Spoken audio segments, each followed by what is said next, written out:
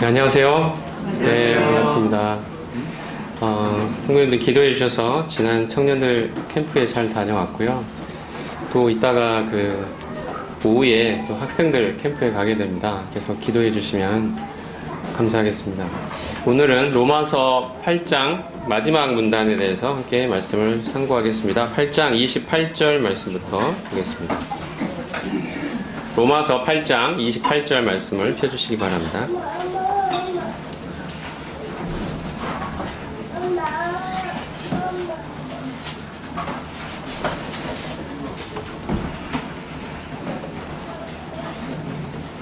자, 28절부터 30절 말씀을 같이 한번 읽어보겠습니다.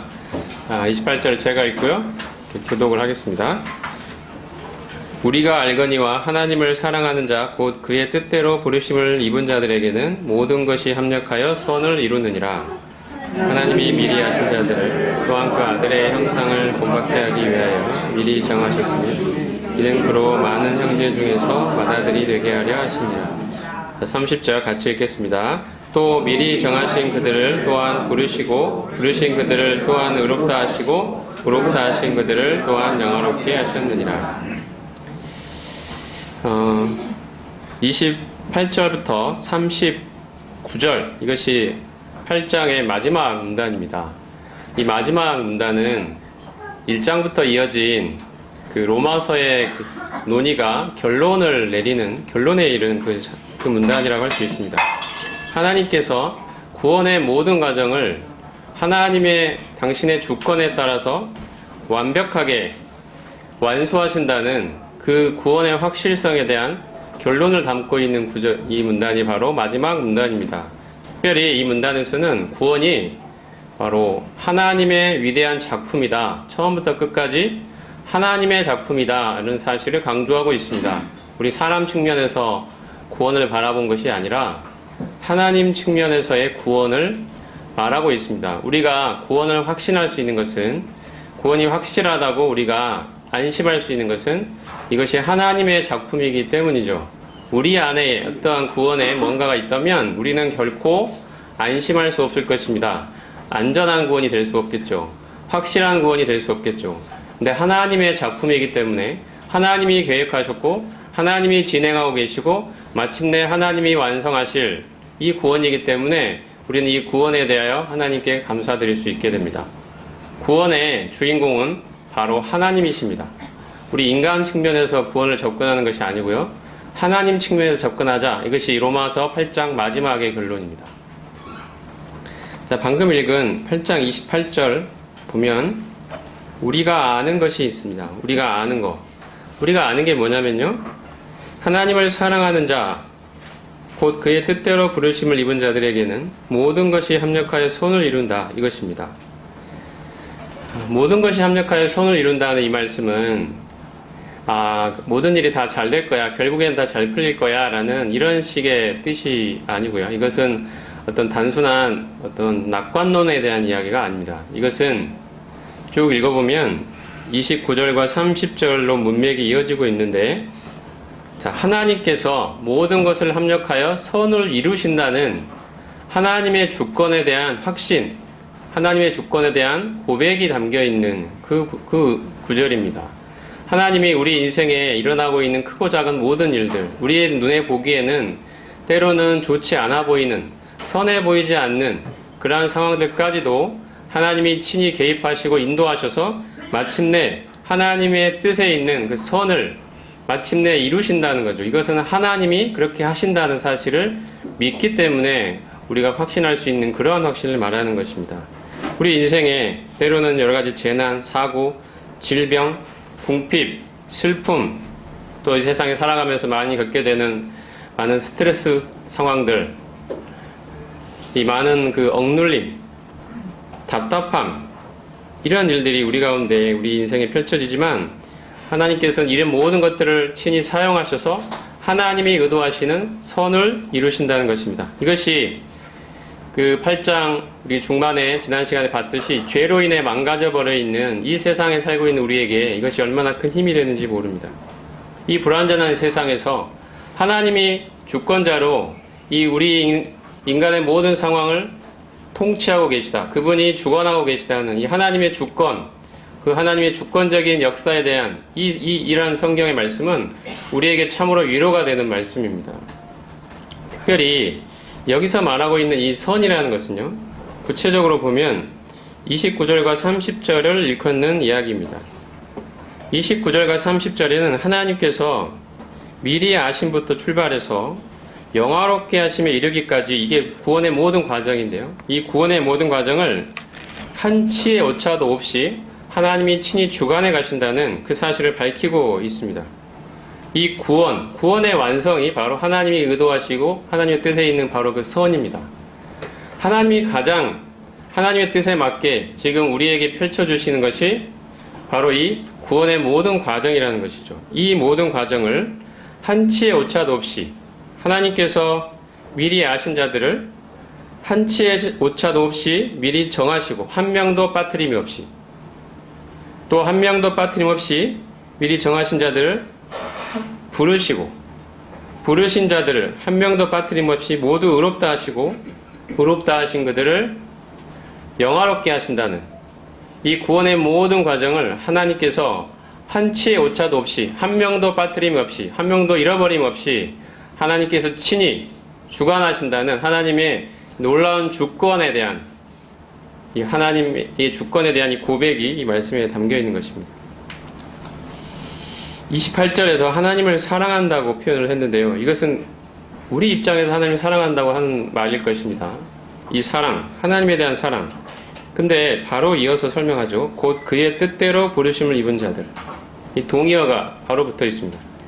이것은 하나님께서 자신의 뜻대로 불러주신 자들이란 뜻입니다.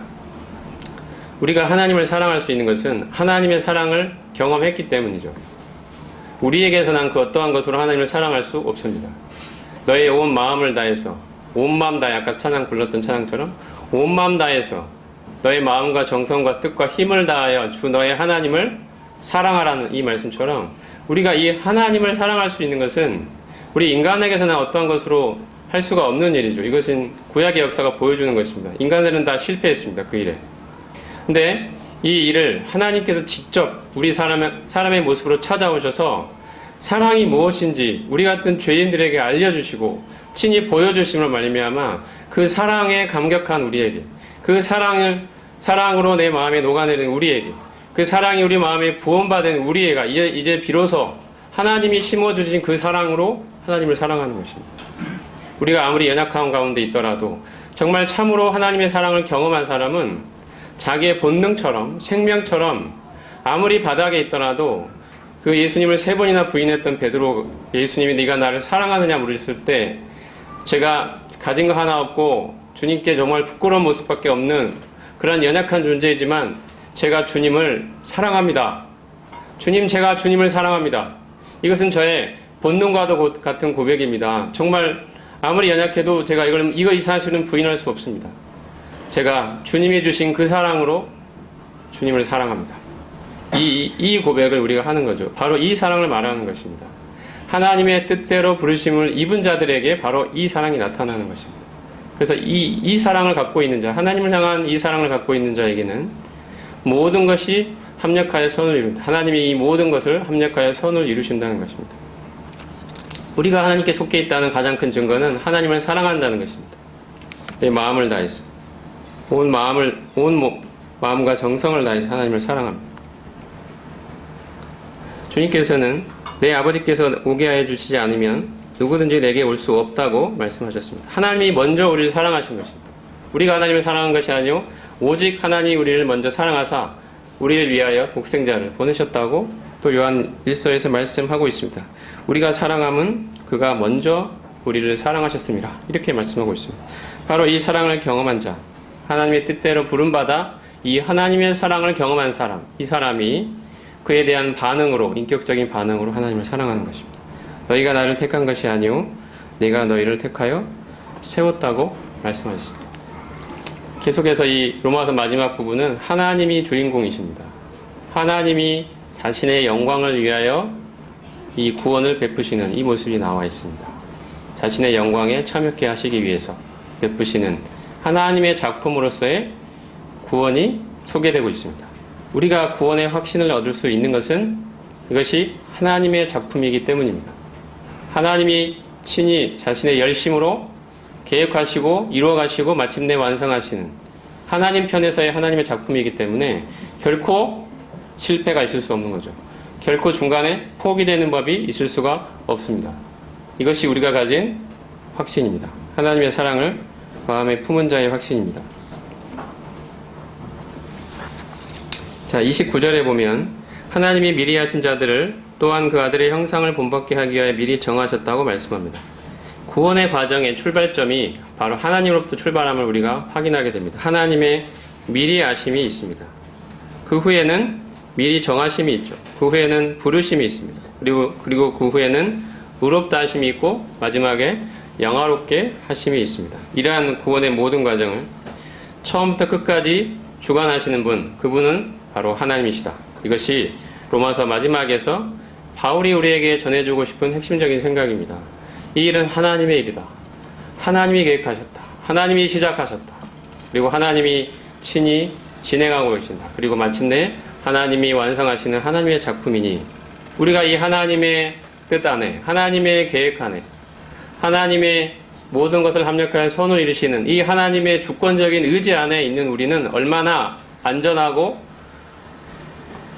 확실한 그러한 구원을 갖고 있는 자인가에 대한 이야기입니다. 하나님이 우리를 미리 아셨다는 것, 그리고 미리 정하셨다는 이 사실이 성경에 보면 예정에 대한 이야기가 많이 나옵니다. 하나님이 또 선택하셨다 이런 이야기도 많이 나오죠. 이 예정이나 선택에 대해서 많은 오해가 있지만 하나님이 자신이 구원하실 자를 미리 정하셨다는 사실은 성경에서 분명하게 말씀하고 있는 사실입니다. 이게 인간의 생각으로는 받아들이기 힘들지 모르지만 정말 자신의 크나큰 부패, 그 영적인 무능력, 내가 얼마나 큰 죄인인지, 타락한 죄인인지를 깊이 느끼고 있는 사람은 정말 자신이 구원받을 수 있는 유일한 길이 하나님의 주권적인 개입밖에 없다는 사실을 인정할 수밖에 없을 것입니다.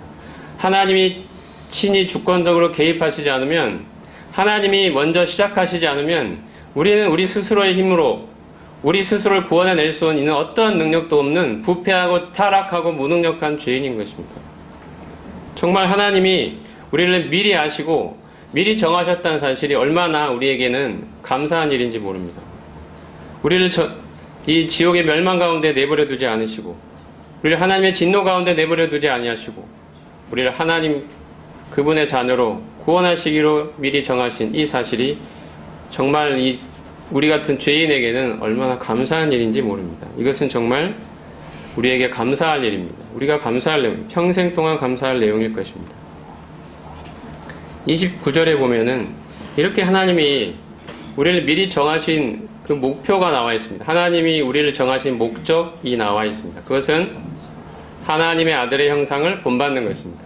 단순히 죽어서 하늘나라 가게끔 지옥의 형벌을 면해주고 그 뜨거운 형벌 안 받고 이제 나 하늘나라 가게 됐다. 이것이 구원의 마치 전부처럼 구원의 마치 목표인 것처럼 우리가 생각하는 경향이 있는데요. 결코 그렇지 않습니다. 그것은 일부에 불과합니다. 물론 그것이 중요한 내용입니다만 부분입니다. 보다 더 중요한 게 있습니다. 이 말씀에 분명히 기록되어 있지 않습니까? 하나님 우리를 미리 정하신 그 하나님의 의도, 하나님의 목표는 하나님의 아들의 형상을 담도록 하시는 것입니다. 그 아들 예수 그리스도의 형상을 우리 안에 이루시는 것이 하나님의 의도요 목표입니다. 하나님 우리를 구원하신 목적입니다. 그래서 구원은 출발이 하나님과의 관계로부터 출발을 하는 거죠. 우리 인간 내가 그 뜨거운 지옥 안 가고 그 고통 안 받고 나 편하고 행복한 곳에서 영원토록 살아봐야지, 이게 구원이 아니고요. 하나님과의 관계로부터 출발하는 것이 이게 구원입니다.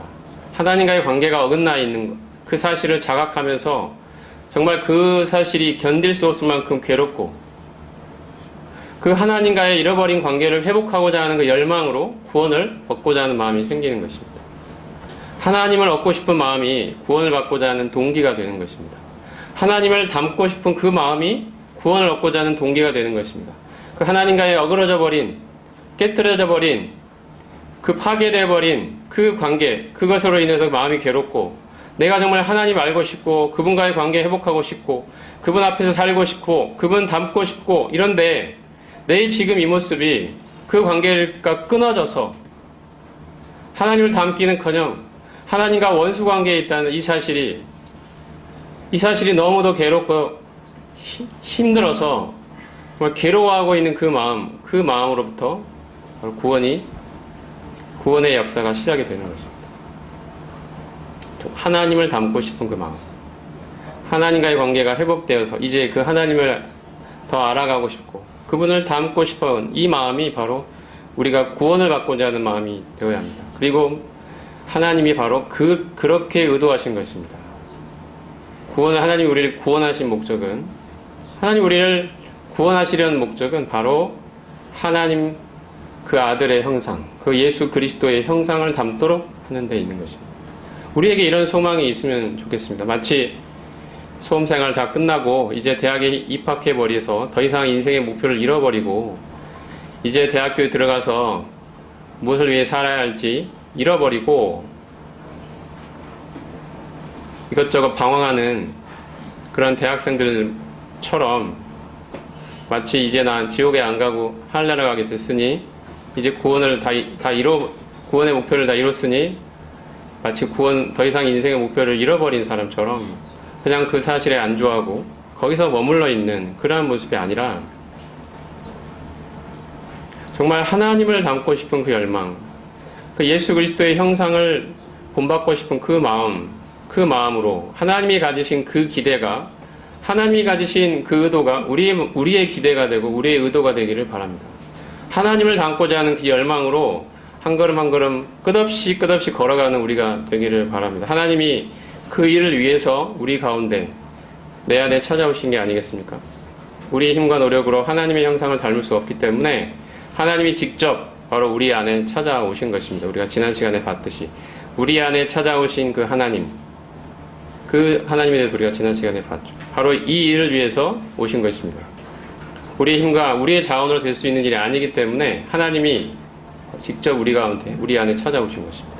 그 아들의 형상을 본받도록 하시기 위해 우리가 이 기대를, 이 소망을 같이 품으면 좋겠습니다. 정말 하나님을 닮고 싶다. 그 아들 예수 그리스도의 형상을 닮고 싶다. 그분의 거룩함에 이루고 싶다. 이것이 우리의 열망, 우리의 간절한 소망, 우리의 최고의 기도 제목이 되기를 바랍니다. 하나님이 바로 이 일을 우리 안에 이루시기를 원하십니다. 이 일을 위해서 우리 안에 오신 것입니다. 그래서 지금 로마서 8장의 마지막 이야기들은 전부 하나님 측면에서의 시각으로 우리에게 구원을 소개하고 있습니다. 하나님이 계획하셨고 하나님이 의도하셨고 하나님이 진행하고 계시고 하나님이 이루실 구원인데 그 모든 하나님의 의도와 목표에는 바로 하나님의 아들의 형상을 담는 것이 하나님의 최종 목표라는 거죠. 이 관점을 우리가 가질 필요가 있다는 것입니다. 30절에 보면요. 미리 정하신 그들을, 이렇게 아들의 형상을 본받게 하기 위하여 미리 정하신 그들을 하나님이 부르셨다고 되어 있습니다. 그리고 부르신 그들을 한치의 오차도 없이 한 명도 빠트림 없이 모두 의롭다 하셨다고 되어 있습니다. 여기서의 부르심은 하나님이 우리 마음에 역사하시는 그 부르심을 말하는 것입니다. 우리가 복음을 들을 때, 예수님에 대해 소개받을 때 하나님이 우리의 내면에서 우리 마음에 불러주십니다. 우리 잃어버린 영혼 우리를 하나님이 우리 마음을 열어주시고 복음을 깨닫게 하시고 예수 그리스도의 사랑을 받아들일 수 있도록 우리의 마음을 열어주시는 것, 이것을 하나님이 우리를 불러주셨다고 이야기합니다. 하나님은 미리 정하신 그들을 반드시 그 내면의 마음속에 하나님이 이렇게 불러주십니다. 자신의 자녀로 삼고자 내면에서 마음을 열고 이 복음 앞에 반응하도록 우리 마음에 역사해 주시는 것입니다. 이것을 부르심이라고 표현합니다. 내면의 부르심입니다. 반드시 예수 그리스도를 받아들이도록 만드는 부르심이기 때문에 유효한 부르심이라고도 말합니다. 효과적으로 역사하는 바로 그 부르심입니다. 이 부르심을 우리가 받았다는 거죠. 우리는 하나님의 부름을 받은 사람들입니다. 이 세상 가운데서 하나님의 것으로 부름받은 자들입니다. 그리고 이러한 하나님이 부르신 자들은 반드시 하나님이 의롭다 하십니다. 우리가 잘 알듯이 이 의롭다는 말은 법정에서 사용되는 말이죠. 재판장이, 그 최고의 재판장이 자기 앞에 끌려온 그 죄인을 향하여 죄가 없다고 선언하는 그 행위를, 이제 의롭다고 선언하는 그 행위를 여기서 말하는 의롭다 하심이 바로 그런 의미를 갖고 있습니다. 그 칭이라고도 부르는 거죠. 최고의 최종 재판장이 이제 이 사람에게는 형벌을 내릴 그 죄가 없다고 선언했기 때문에 그 어떠한 누구도 거기 그 판결에 다시 항소하거나 할 수 없는 최종적인 판결이 재판장으로부터 내려진 것입니다. 이것이 의롭다 했다는 말의 뜻입니다. 이것은 우리의 상태와 상관없이 주어진 거죠. 우리가 잘나서, 우리가 의로워서 하나님 앞에 의롭다를 받은 게 아니라 우리는 의의가 없지만 정말 우리를 대신하여 하나님 앞에 우리의 의가 되어 계시는 그 예수 그리스도, 그분과 우리가 하나가 됨으로 말미암아 그분의 의로 말미암아 우리는 예수 그리스도께서 하나님 앞에서 우리의 의가 되심으로 말미암아 우리는 하나님 앞에 의롭다함 여겨짐을 받는 자가 되었습니다. 이것이 하나님이 우리의 베푸신 이 구원의 안에 담겨있는 놀라운 은혜와 축복입니다. 이것이 우리의 행위에, 우리의 율법의 행위에 있지 않다는 것이죠. 이것은 하나님의 은혜요, 하나님의 선물이라고 말씀하십니다. 이 모든 것이 그리스도, 그분으로 말미암아 우리에게 주어진 선물입니다. 그리고 이 마지막 단계가요, 의롭다 하신 그들을 영화롭게 하셨다고 말씀합니다. 우리가 이 말씀을 읽을 때 이런 생각을 할 수 있습니다. 영화롭게 하는 것은 언제 일어날 거냐면 우리 주님 다시 오실 때 일어날 일이죠. 그분의 영광스러운 몸과 같이 영광스럽게 변화될 바로 그 경험을 말하는 것입니다. 그런데 이미 영화롭게 하셨다고 과거 시제로 사용되어 있습니다. 마치 이미 되어버린 일처럼 미래에 일어날 일인데 과거의 시제로 사용된 거죠. 이것은 무엇을 나타낼까요? 하나님의 시각으로 보고 있는 것입니다. 지금 하나님의 시각에서 봤을 때는 이미 되어진 일이라는 것입니다. 하나님의 시각에 봤을 때는 하나님께서 이루실 것이 너무도 분명하고 확실하기 때문에 하나님의 시간을 초월하여 계시죠. 하나님의 시각에서는 이미 이루어진 일인 것입니다. 그래서 과거 시제로 성령께서 과거 시제로 사용하신 것입니다. 너무도 분명하고 확실한 일이다. 하나님의 이 열심을 보라. 자기 아들까지 내어주신 그 열심을 보라. 하나님이 우리를 반드시 영화롭게 하실 것이다. 우리 주님 다시 오실 때 우리의 낮은 몸이 주님과 같은 영광의 몸을 입게 될 것이 너무도 분명하고 확실하다. 우리는 이제 지금 죄 가운데 신음하고 탄식하지만 이 죄 벗어버리는 그날이 우리 가운데 반드시 온다는 것이죠. 이 날을 우리가 소망하며 정말 하나님처럼 닮고자 하는 그 사람, 그 아들의 형상에 이루고자 하는 바로 그 사람이 열망하는 바로 그 날입니다. 죄가 완전히 사라지고 주님과 같은 그 몸을 입게 되고 주님과 같은 완벽한 형상에 이르게 되는 바로 그날. 그날이 정말 하나님을 닮고자 하는 자들에게는 정말로 열망하는 최고의 날이 되는 것입니다. 이것이 확실한 일이라는 거죠. 하나님의 시각에서 봤을 때. 이 일을 반드시 하나님이 이루신다는 것입니다. 그래서 과거 시제가 사용된 것입니다. 얼마나 감사한 일입니까? 우리는 하나님의 놀라운 미리 아심과 계획 속에서 모든 이 구원의 모든 과정이 이미 하나님의 계획 안에 다 있는, 이미 이루어진 그 계획, 구원이라는 계획 안에 들어있는 자들입니다. 하나님이 그 속으로 우리를 인도하여 주셨습니다. 우리의 인생이 지금 하나님의 이미 하나님 편에서는 이루어져 버린 바로 그 계획 안에서 하나씩 하나씩 진행되어 가고 있습니다. 우리 바로 내 눈앞에 닥치는 이 현실들은 때로 우리의 마음을 어렵게 하고 힘들게 하고 괴롭게 하고 슬프게 하고 답답하게 만들지만 이 하나님의 시각에서 우리가 이 모든 인생의 과정들을 볼 때 하나님이 이미 이루어졌다고 보시는 그 구원이라는 놀라운 계획 안에 우리의 인생이 들어가 있다는 사실을 생각해 볼 때 처음에 이야기했던 것처럼 모든 것을 합력하여 선을 이루시는, 구원의 모든 과정을 완수하시는 그 선을 이루시는 이 하나님을 생각해 볼 때 우리의 인생이 얼마나 안전하고 하나님의 선하신 인도하신 가운데 있는 것인가에 대해서 지금 완벽한 확신으로 지금 바울은 우리에게 소개하고 있는 것입니다. 우리의 인생을 보라. 하나님이 우리를 이같이 만드셨다.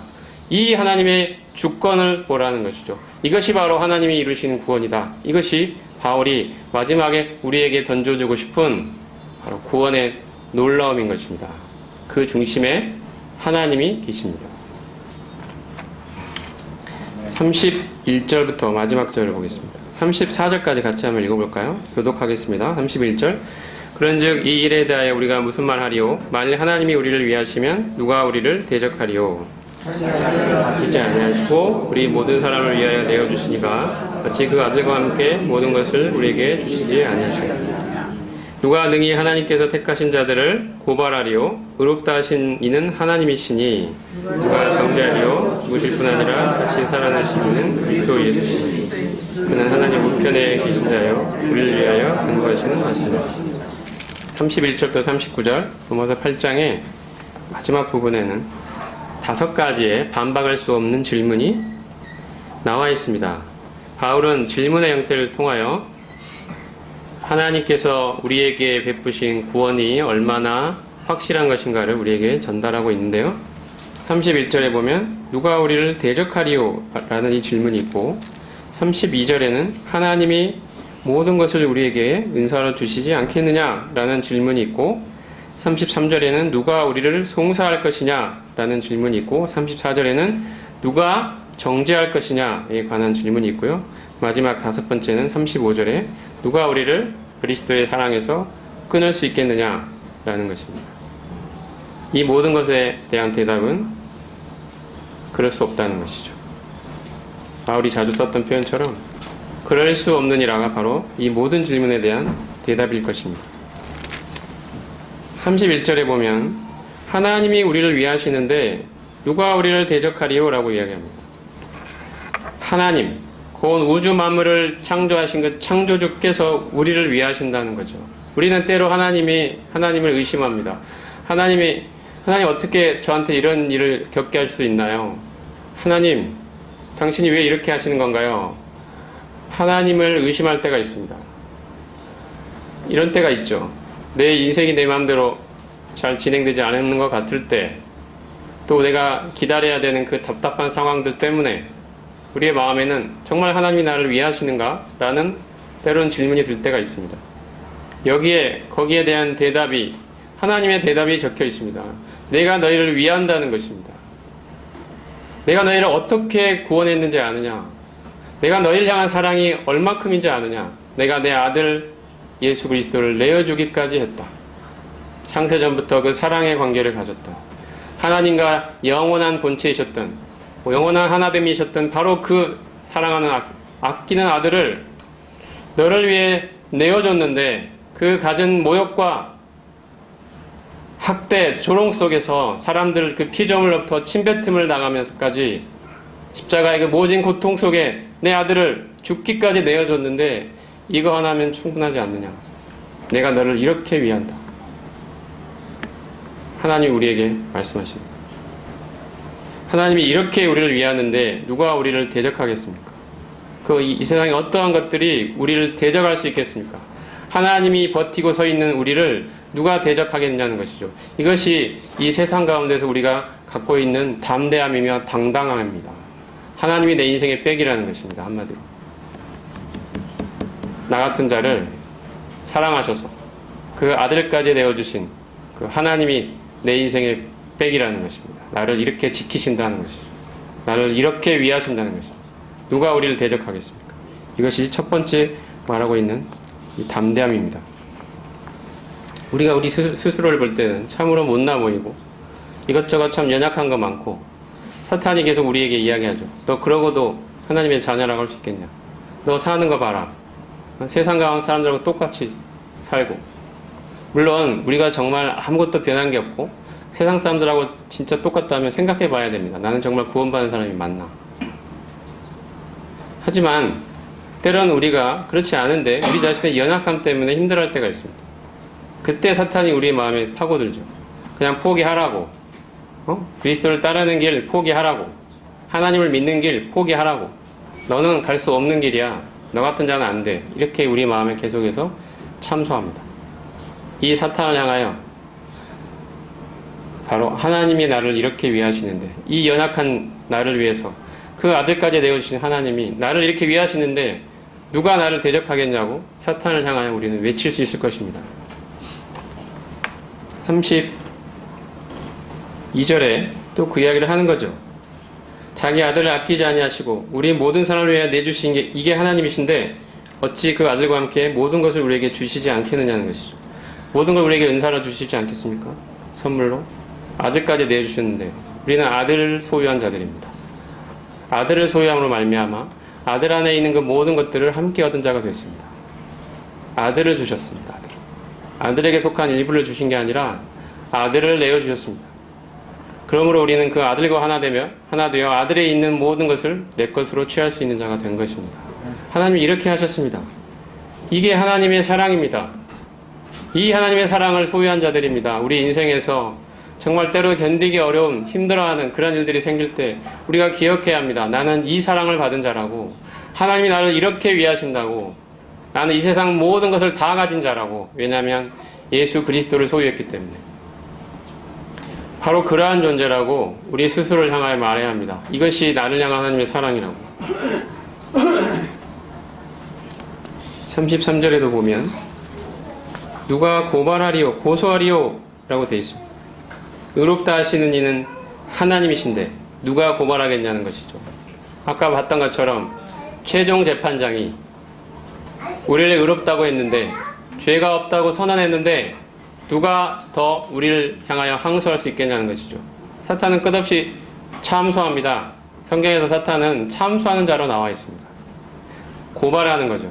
이 사람이 이런 죄를 지었다고, 이러고도 당신의 자녀냐고, 이 존재라고, 이 사람은 이런 죄 저런 죄 이런 죄 저런 죄 이렇게 지었다고, 이렇게 지금 살고 있는 못나고 형편없고 정말 어떠한 낯짝도 들 수 없는 그러한 존재인데 이 사람을 당신이 정죄해야 되지 않겠냐고, 이 사람의 죄를 보라고 사탄은 계속해서 고소하고 고발하고 참소합니다. 하나님 앞에서 형제들을 참소합니다.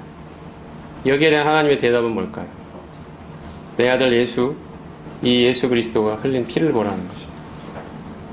이것이 하나님의 대답입니다. 이 피를 보라는 것이죠. 이 사람들의 모든 죄값을 내 아들이 대신 담당했다는 것입니다. 그러니 네가 어찌 참소할 수 있겠냐는 것이죠. 그리고 이 아들의 피를 근거로 내 최종 재판장인 내가 이들이 죄 없다고 선포했으니 누가 고발하겠냐는 것이죠. 누가 항소하겠습니까? 최종 재판장이 의롭다고 했는데, 더 이상 벌받을 죄가 없다고 이야기했는데, 그 선언했는데 누가 정죄하겠냐는 것입니다. 누가 고발하겠습니까? 의롭다 하시는 이는 재판장 하나님이신데, 34절에 보면 누가 정죄하리오라고 하죠. 죽으실 뿐 아니라 다시 살아나시니, 여기 보면 예수님의 십자가만 나와 있는 게 아니고 그분의 부활이 나와 있습니다. 죽으실 뿐 아니라 다시 살아나신 이이십니다. 살아나셔서 그 주님이 지금도 우리를 위하여 하나님 앞에서 우리의 연약을 위하여 중보하고 계신다는 것입니다. 우리를 위한 대제사장이 되셔서 연약한 가운데 있는 우리를 위하여 친히 우리의 연약을 채울하신, 그 인간의 몸을 입고 오셔서 친히 우리의 연약을 채울하신 바로 그 하나님의 아들이 지금도 사셔서 하나님 앞에서 우리를 대변하고 계시며 대언하고 계시며 변호하고 계시며 중보하고 계신다. 이것이 바로 이 예수님이 우리를 이렇게 하시는데 누가 정죄하겠습니까? 죽으실 뿐 아니라 우리의 모든 죄값을 치르셨을 뿐 아니라 이제 다시 살아나셔서 그 십자가의 구속이 완결되었음을 확증하시고, 바로 자신이 온 우주 만물의 창조주 하나님이심을 확증하시고, 바로 이 하나님이 우리를 위하신다는 그 표징으로 우리를 위하여 지금도 중보하고 계시는 이 예수 그리스도가 우리에게 있는데, 그 예수님이 우리에게 있는데 누가 우리를 정죄할 수 있겠습니까? 사탄이겠습니까? 우리 스스로이겠습니까? 우리의 어떠한 연약함도, 사탄의 어떠한 고소도 하나님 앞에 있는 우리의 흔들림 없는 지위를 결코 흔들어낼 수 없을 것입니다. 성부 하나님 그리고 성자 하나님께서 우리 이 구원을 위해서 완벽하게 일하셨습니다. 우리 성령 하나님께서 바로 이제 이 모든 구원을 성부 하나님이 계획하시고 성자 하나님이 완성하신 이 구원을 이제 우리에게 적용시키시죠. 그리고 성령께서 이제는 우리 안에 들어와 계십니다. 이게 완벽한 하나님의 구원입니다. 이 구원을 이루신 하나님을 찬양합니다. 함께 찬양하시지 않겠습니까? 하나님이 우리에게 주신 놀랍고 완벽한 구원입니다. 35절부터 39절까지 같이 읽어보겠습니다. 35절 교독하죠. 누가 우리를 그리스도의 사랑에서 끊으리요? 환난이나 곤고나 박해나 기근이나 적신이나 위험이나 칼이랴. 기록된 바 우리가 종일 주를 위하여 죽임을 당하게 되며 도살당할 양같이 여김을 받았나이다 함과 같으니라. 그러나 이 모든 일에 우리를 사랑하신 이로 말미암아 우리가 넉넉히 이기느니라. 내가 확신하노니 사망이나 생명이나 천사들이나 군대자들이나 현재이나 장래이나 능력이나 39절 같이 읽겠습니다. 시작. 높음이나 깊음이나 다른 어떤 피조물이라도 우리를 우리 주 그리스도 예수 안에 있는 하나님의 사랑에서 끊을 수 없으리라. 마지막 부분은요, 바로 하나님과 우리와 그리스도 사이의 연합이 얼마나 강력한 것인지를 말씀하고 있습니다. 그 어떠한 것도 끊어낼 수 없는 강력한 연합, 이 이야기를 하고 있는 것입니다. 그 어떠한 것도 우리 주 그리스도 예수 안에 있는 하나님의 사랑에서 우리를 끊어낼 수 없다는 것입니다. 분리시킬 수 없다는 거죠. 우리 주 그리스도 예수 안에 있는 우리를, 하나님의 그 사랑 안에 있는 우리를 그 어떠한 것도 끊어낼 수 없다는 것입니다. 끊어낼 만한 거 한번 생각해 봐라. 정말 이런 거면 한번 끊어내겠느냐? 그는 환난이겠느냐? 공고겠느냐? 박해겠느냐? 기근이겠느냐? 이러한 것들은요, 당시 초대교회 성도들이 겪고 있던 실제적인 어려움이었습니다. 실제적인 박해였습니다. 환난, 곤고. 그들은 경제적인 수단을 박탈당하고 예수 그리스도를 믿는다는 이유로 사회로부터 격리되어서, 추방되어서 경제적인 이 수단을 잃어버리다 보니까 공고함을 겪었고, 기근을 당했고, 적신은 벌거벗음이죠. 옷을 빼앗기고 벌거벗으며 살았습니다. 이것이 초대교회 성도들의 삶이었습니다. 그들이 예수님을 믿고 이런 상황을 겪게 되죠. 이런 것이라 할지라도 하나님이 우리를 불러주신 부르신 그 사랑에서 끊어낼 수 있겠냐는 것이죠. 이게 당시의 성도들에게 얼마나 힘이 되고 위로가 되는 말씀이었겠습니까? 정말로 이 어려움 속에 있는 이것조차도 정말 우리와 그리스도 사이의 이 완벽한 이 친밀한 연합을 끊어낼 수 없다는 것입니다. 완벽하다는 것입니다. 너무도 친밀해서 하나가 되어버린 이 연합을 끊어낼 수 없는 관계에 우리는 들어갔다는 것입니다. 우리가 서로 환난을 겪고 기근을 당하고 적신의 상황을 겪고 위험이나 위험은 말 그대로 위험입니다. 여러 가지 위급한 상황들. 칼은 뭘까요? 칼은 순교를 말하는 것입니다. 당시에 많은 성도들이 순교를 당했습니다. 이 순교라 할지라도, 이 죽음의 칼이라 할지라도 우리를 그리스도 안에 있는 하나님의 사랑에 끊어낼 수 없을 것이다. 이것이 예수님을 믿는 자, 정말 비참하고 가련한 인생에 정말 놀라운 그 사랑으로 찾아와 주신 예수 그리스도, 그분을 인격적으로 만난 자의 고백이 아니겠습니까? 정말 이분이 아니었다면 어떠한 삶을 살았을 나인데, 이같이 철저하게 죄인된 나 같은 죄인인 우리 이 존재에게 만물의 창조주가 인간의 몸을 입고 오셔서 십자가에 죽기까지, 마지막 피 한 방울까지 나를 위해 흘려주신 그 사랑이 마음에 부은 바 된 사람이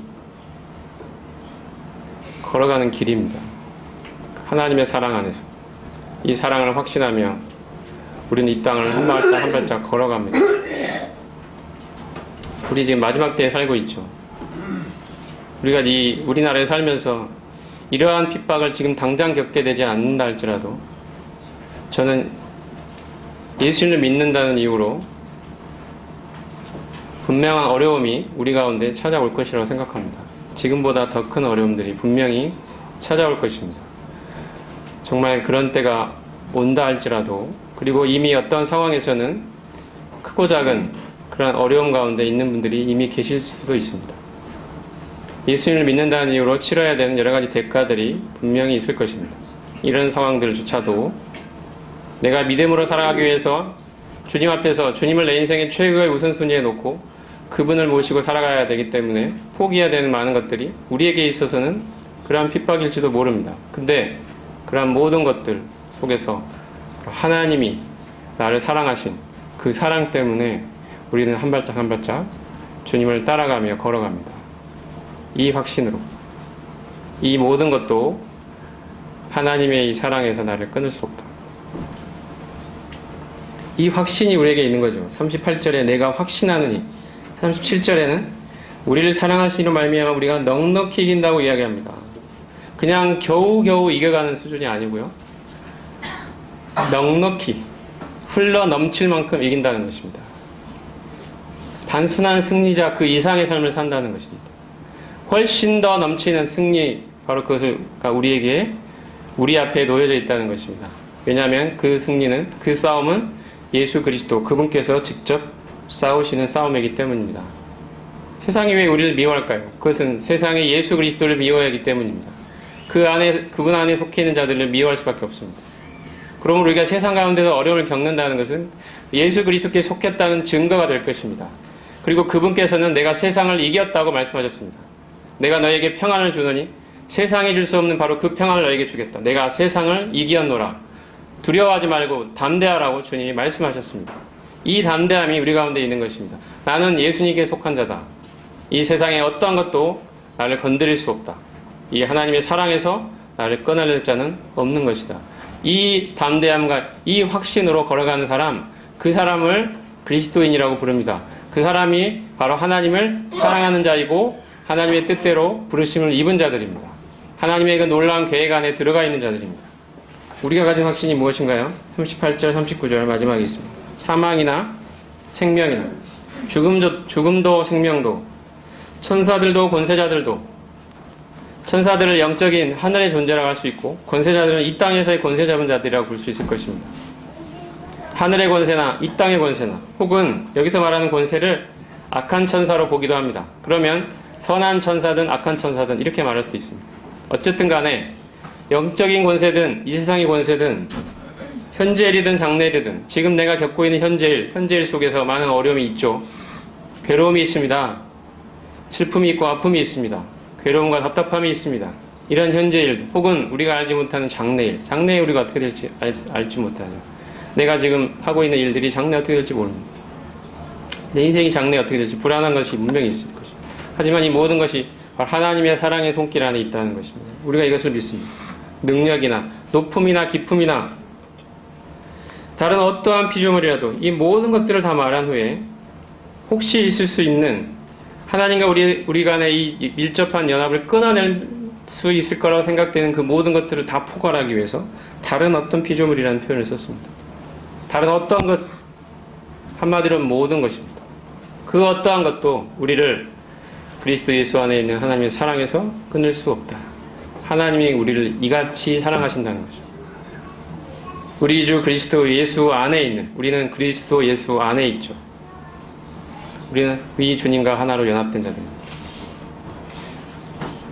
이 우리에게 임하시는 이 하나님의 사랑에서 그 어떠한 것도 끊어낼 수 없습니다. 우리의 장래가 불안합니까? 내가 혹시 취업이 안 될까봐 불안합니까?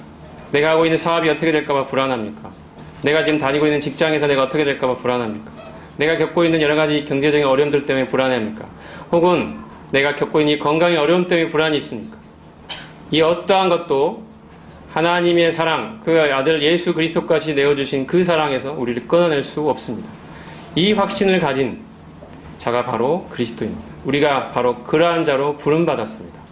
이것이 로마서 8장 마지막에서 모든 결론을 내리면서 결론으로 대단원의 막을 내리면서 내리고 있는 바로 그 놀라운 확신, 그 결론처럼 우리에게 제시하는 그 확신, 바로 하나님의 사랑에서 그 어떠한 것도 끊어낼 수 없다는 것입니다. 우리가 다시 한번 이 확신을 마음에 새기면서 감사하면서 주님이 우리에게 주신 그 길을 한 걸음 한 걸음 믿음으로 걸어가게 되기를 바랍니다. 하나님이 이같이 우리를 사랑하셨습니다. 구원은 하나님이 이루시는 하나님의 작품입니다. 이 하나님의 놀라운 위대한 계획 속에 우리가 들어있는 것입니다. 이 구원을 이루신 하나님을 찬양합니다. 기도하겠습니다.